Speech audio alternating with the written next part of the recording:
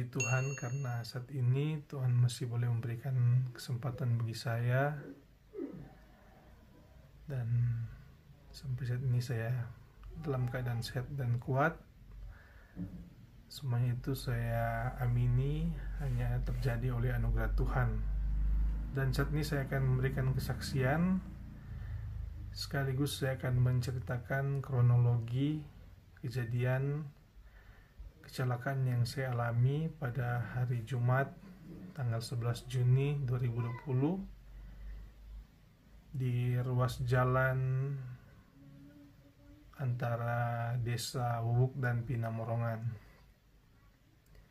Tentunya seperti yang sudah banyak orang lihat lewat media sosial ataupun berita-berita online yang sudah banyak disebarluaskan, di mana kejadian tersebut saya adalah pengendara mobil Ayla Merah.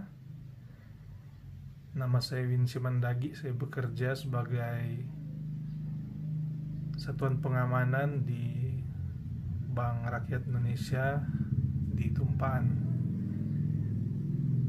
Kesaksian saya di mana pada waktu itu, pada hari Jumat pagi, seperti rutinitas biasa saya hendak melakukan perjalanan kerja saya menuju ke kantor, karena pada hari Jumat itu merupakan giliran shift 1, di mana saya akan masuk kerja mulai jam 7 pagi. Sehingga dari rumah saya mulai perjalanan jam 6:20, karena waktu yang akan saya tempuh dari rumah sampai ke kantor itu sekitaran 25 menit. Jadi pada waktu saya melewati ruas jalan tersebut, di dekat tempat kejadian, mobil saya hilang kendali atau oleng, dan saya pun mengalami kecelakaan tunggal. Saya terprosok ke jurang yang kedalaman kira-kira mungkin sekitaran 100 sampai 150 meter. Dan pada saat kejadian saya melihat terjadi beberapa kali benturan, dan karena saya itu masih posisi menyadarkan diri, sehingga saya melihat langsung mobil saya terbentur pada pohon bambu yang besar dan terguling-guling, dan sampai saya jatuh di sungai yang cukup dalam. Dan karena juga pada waktu itu ketika saya melakukan perjalanan, cuaca sedang hujan, sehingga mungkin salah satu penyebab mobil saya oleng karena jalanan licin. Dan sesampainya saya di sungai itu, keadaan sungai airnya sangat deras dan dalam. Saya dalam keadaan sadar, dan karena saya melihat air yang masuk ke dalam mobil itu sudah cukup banyak, sudah sampai di lutut saya pun berusaha keluar, membuka semua pintu mobil yang saya coba buka, semua sudah tidak terbuka lagi, karena waktu kecelakaan pintu mobil saya dalam keadaan di lock, sehingga karena benturan sudah tidak bisa terbuka lagi. Oleh sebab itu saya berusaha untuk menyelamatkan diri. Saya memecahkan kaca di pintu samping pintu pengendara. Pada saat saya pecahkan kaca,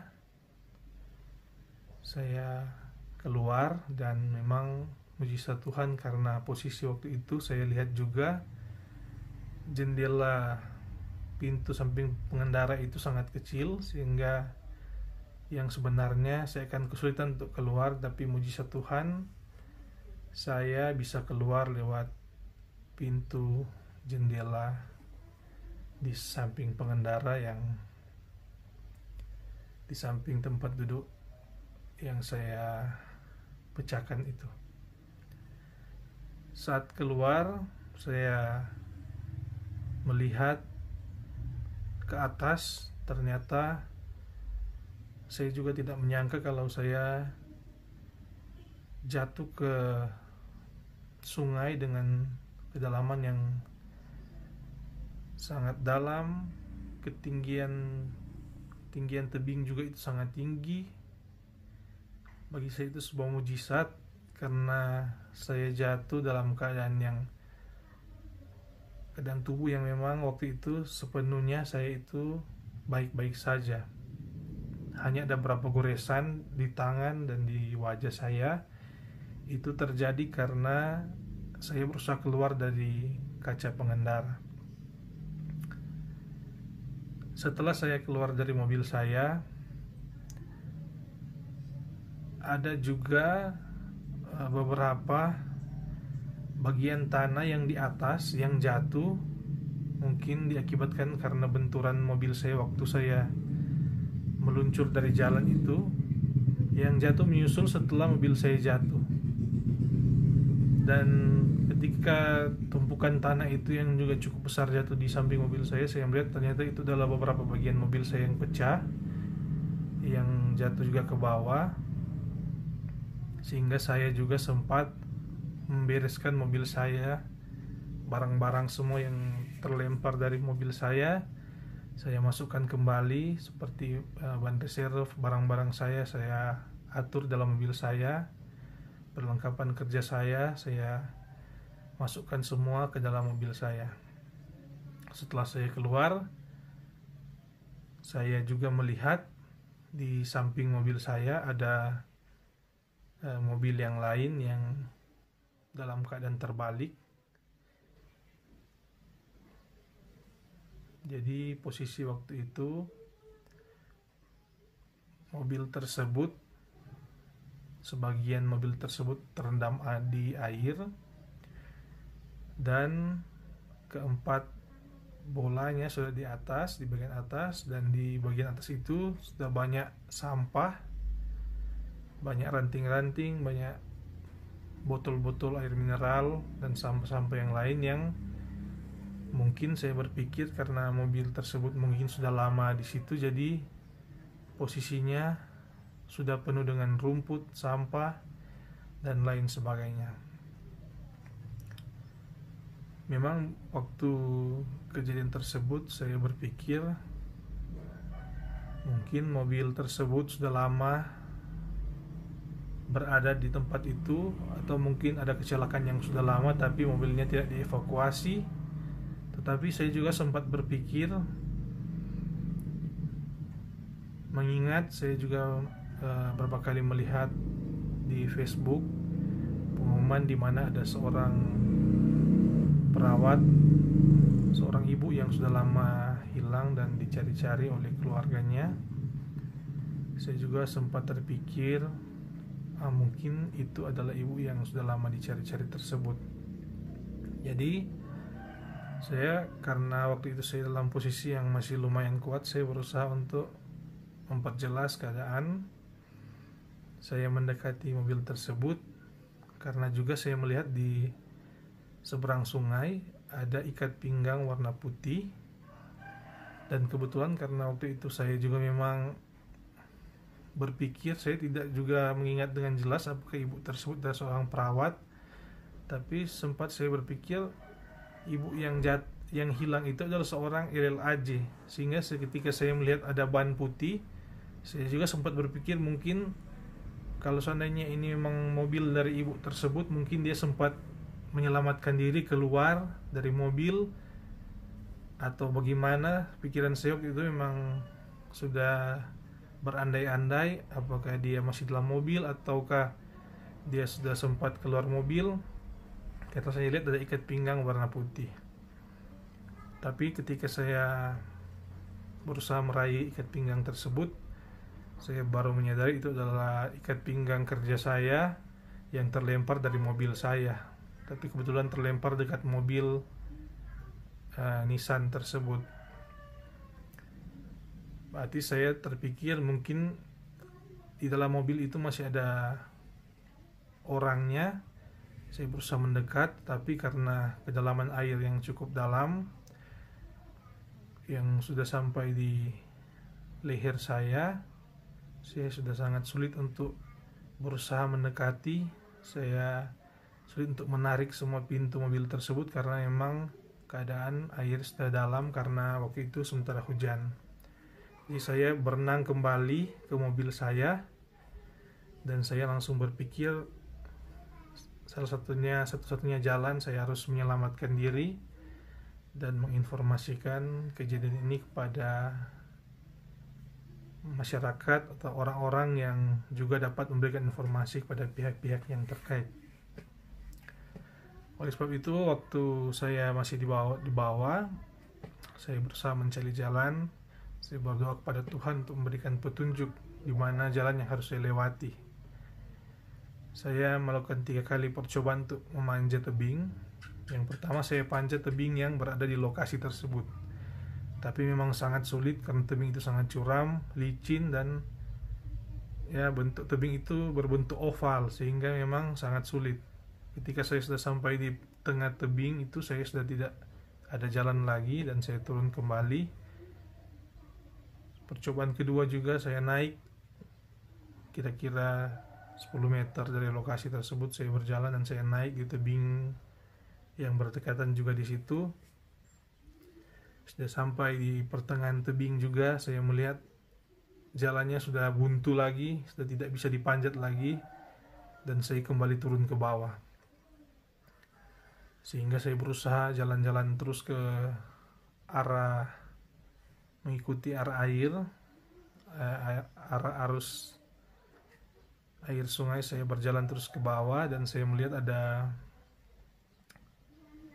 peluang untuk melewati sebuah jalan yang tidak terlalu curam, dan di atas itu sudah ada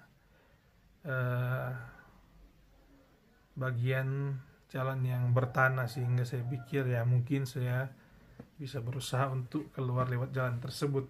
Jadi saya panjat menggunakan segala tenaga saya yang tersisa. Saya panjat. Yang pertama itu setengah dari jurang itu batu-batuan yang licin. Saya panjat di situ. Saya hanya bergelantungan di akar-akar pohon yang besar, dan juga ada hal-hal yang memang tidak dapat terpikirkan oleh manusia. Saya berpegangan di akar-akar juga yang kecil, tapi karena saya tahu waktu itu penyertaan Tuhan berlaku, sehingga saya bisa melewati hal-hal tersebut.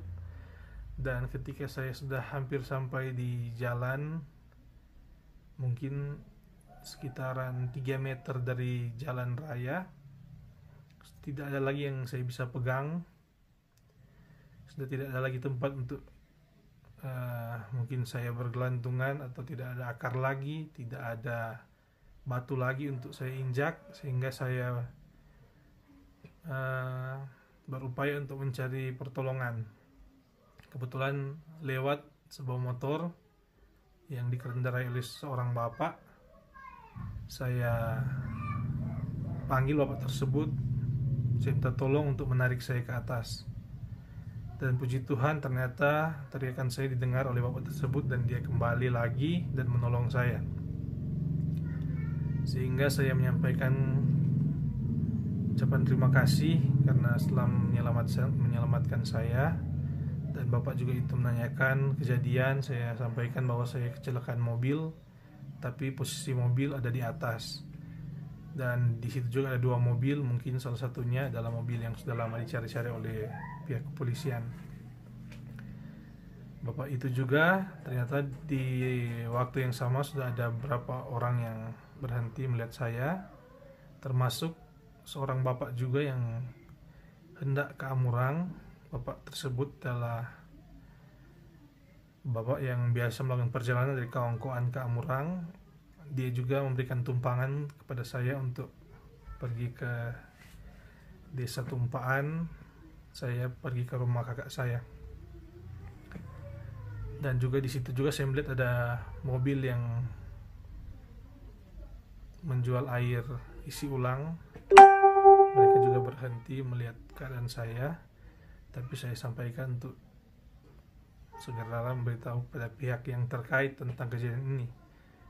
Dan saya pun diantar oleh bapak itu ke tumpahan. Sesampainya di tumpahan, ternyata juga saya mendengar bahwa keluarga saya sudah mencari-cari saya karena mereka cemas. Saya sudah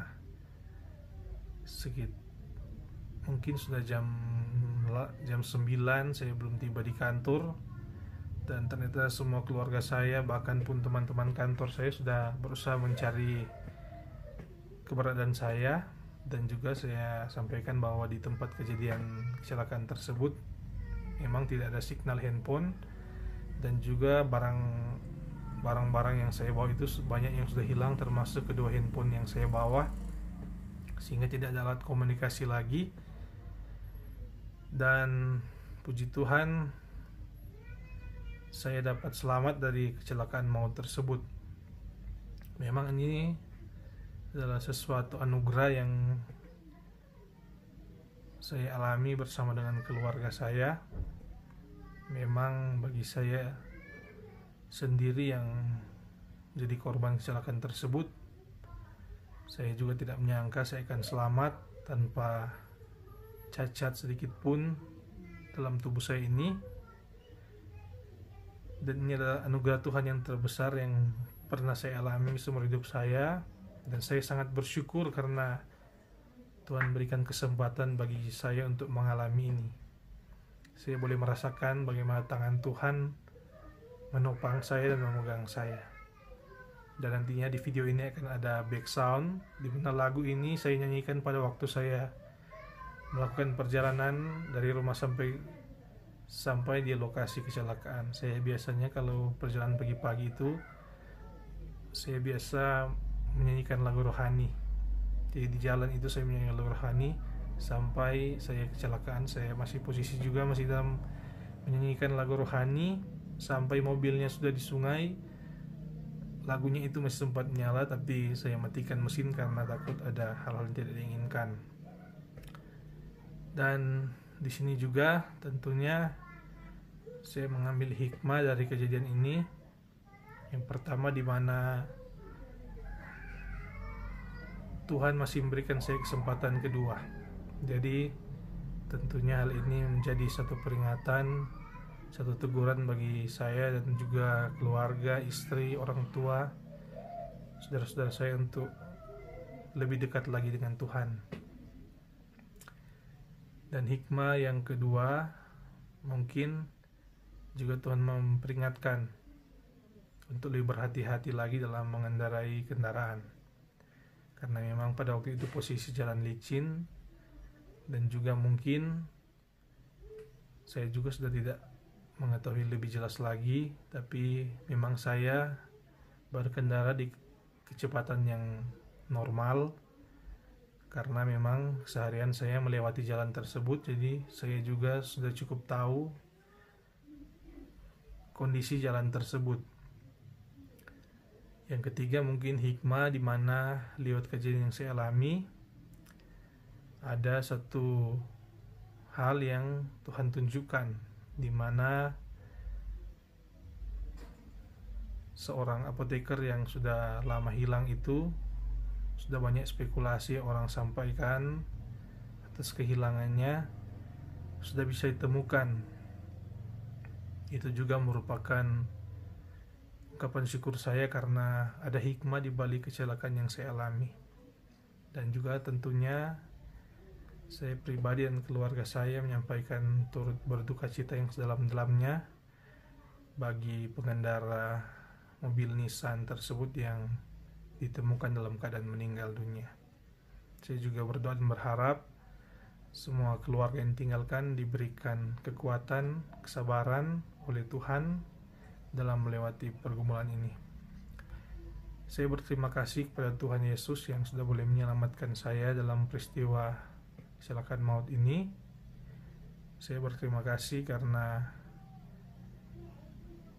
tangan Tuhan yang kuat selalu memegang saya, menopang saya ketika saya mengalami kecelakaan. Kemarin saya pergi ke TKP melihat di mana tempat saya kecelakaan. Saya pun sempat hampir pingsan melihat dari atas lokasi kecelakaan saya.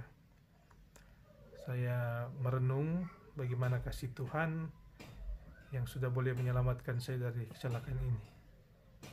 Jurang yang sangat dalam tersebut, ketika orang-orang melihat kejadian ini, orang-orang berprediksi mungkin pengendara mobil yang ada di bawah itu pasti sudah meninggal, ataupun kalau tidak meninggal pasti ada luka-luka yang sangat parah. Tetapi puji Tuhan, saya dalam keadaan baik-baik saja. Semua bagian tubuh saya kemarin saya memeriksa ke klinik. Saya sudah melakukan CT scan dan saya sudah melakukan foto ronsen dan foto di bagian belakang tubuh saya. Semuanya sudah keluar hasil, dan ini hasilnya 3 pemeriksaan saya. Puji Tuhan, semuanya baik-baik saja. Seluruh keadaan tubuh saya normal dan tidak ada bagian tubuh saya yang mengalami luka yang parah. Sampai juga klinik yang meriksa saya juga sempat heran melihat kejadian ini, karena saya dalam keadaan baik-baik saja walaupun mengalami kecelakaan di tempat yang cukup dalam. Saya bersyukur pada Tuhan. Hal ini adalah sebuah kesempatan yang Tuhan berikan kepada saya, kesempatan kedua untuk hidup kembali lebih dekat lagi dengan Tuhan,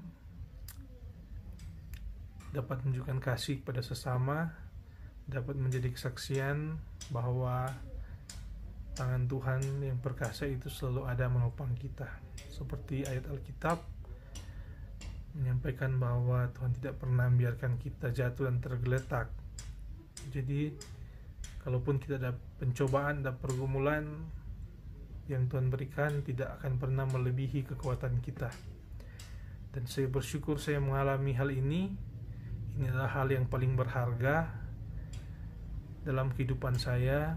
Bagi saya, merasakan hadirat Tuhan, merasakan tangan Tuhan adalah hal yang tidak akan tergantikan oleh apapun.